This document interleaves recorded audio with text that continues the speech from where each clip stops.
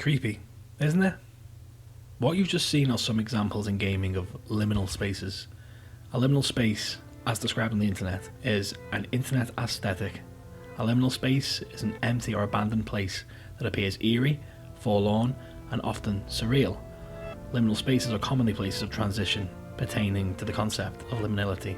Now, I don't know about you, but when I was editing this, and even looking at the photos in general, every time I look at one of these images I think to myself, I'm waiting for something to jump up, I'm waiting for something to peer around the corner, or I'm waiting for something to walk out. And for me, that is cliche horror. It's scary, it's actually really unsettling. The longer you look at these images, you find yourself thinking, oh my word, what am I waiting for? What's coming? Is there something hiding? Is there something there? Is there not? And that's part of the horror, that's part of the suspense. It's like a jump scare that never happens, but it still gives you the horrible tingling, the feeling up the back of your neck, and importantly, it stimulates the brain. And, you know, I'm all about that kind of thing, so that's why I'm going to talk about liminal spaces, and especially gaming liminal spaces, in today's video. Now, in a Reddit post posted by the user CalVinyl, he asked, can someone explain liminal space to me like I'm 5? And a comment I think sums it up perfectly for people who don't really understand what liminal space is. The user KillCode2 replies, imagine a classroom from your childhood. Surely, you're imagining it in the day, with sunlight spilling through the windows, kids shuffling to their desks. This is the state of your classroom which is most frequently seen and serves the purpose. Now, imagine sneaking into your school late at night. Everything is empty. It's almost eerie seeing the same classroom at night in a totally different context. Suddenly, its usual purpose has been robbed, and it's just a room, but not quite, because now it feels strangely alien and enigmatic, a purposeless, otherworldly architecture. The next day that room would be back to normal, and its default state, it is back to being a real classroom. But that middle phase, when you saw it at night, is its liminal phase, a state of transition, and often spaces like that carry eerie characteristics, such as being out of time and out of place. That is liminal space. The same could apply for an abandoned mall, an overgrown treehouse, or a swimming pool with all the water gone. I think that's the best way to sum it up. It's a place where you'd usually expect something to be the opposite of what it is. Somewhere that's usually busy, hectic, you see people all around, noise, and then you go there and it's silent. So I can't give too much information about where I work, but where I work, there's machines on all the time, there's people talking, there's like music playing, or there's like voices you can hear all the time. And then over night time when we're closing shop, there's nothing. All the machines are off, it's silent, there's no people there. And it's just quiet, liminal. It's so horrible and eerie to feel like you're somewhere where it isn't as it should be, but you're still there. And then alongside that is the unsettling sort of dread feeling of, what if something bad was to happen to me here, where there is nothing, where there is no normal, there's no noise, there's no life, there's no movement. And that's the fear behind a liminal space. But where does this come into gaming exactly?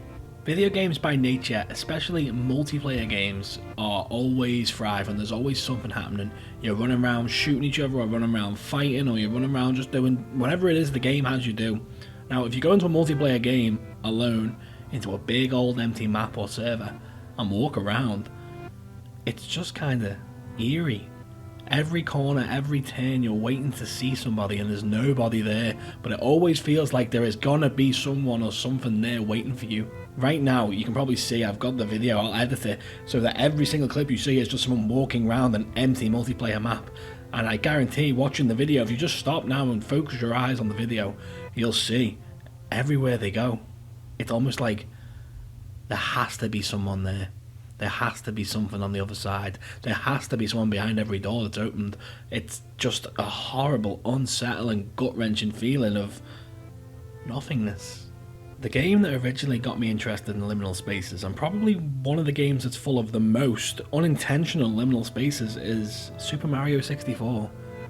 If you're watching the screen now, you'll see that there are plenty of times and plenty of places in the game that just feel empty, off, weird.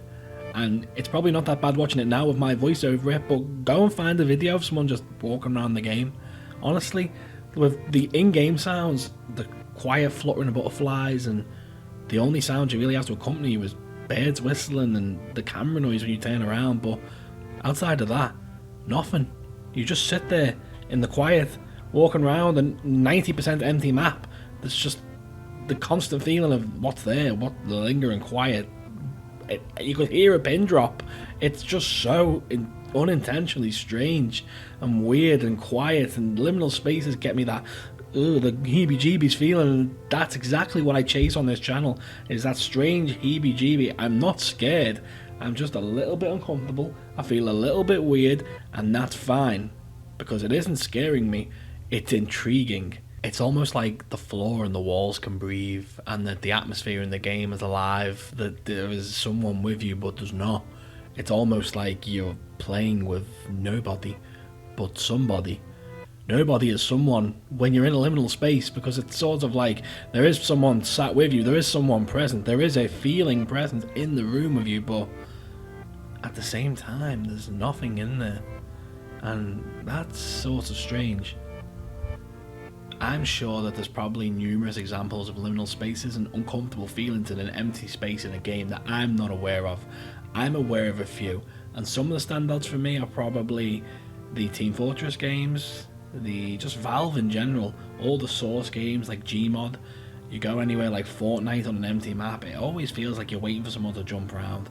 Super Mario, the Zelda games, there is sort of just an empty feeling, especially with older games, because it feels so child friendly, like that there was always going to be something there, happy, colourful, yay, everyone's happy. But that's not always the case. There is always the empty, lingering, liminal feeling of an empty space in a child's game, and that is exactly that. So if you know any liminal spaces that I've not shown in the video or not spoken about in the video, please be sure to comment down below and tell me, because I'd like to see more.